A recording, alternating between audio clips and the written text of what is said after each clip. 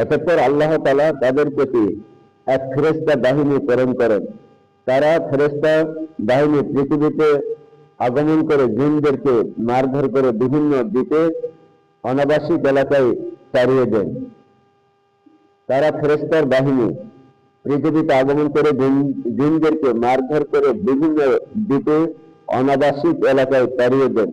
যখন ফেরেশতারা যখন আগমন করলো পৃথিবীতে, তখন জিন জাতি ঘরে মারধর করে ওরা বিভিন্ন বিভিন্ন অনাবাসিক, ওরা যেখানে ছিল সেখানে নাই, অনাবাসিক অনেক অনেক দূরে দূরে চলে গেল। এরা দেখেন এই ফেরেশতাকে মারধর দেখে হযরত ইবনে আব্বাস রাদিয়াল্লাহু থেকে একদল এরকম বর্ণনা পাওয়া যায়।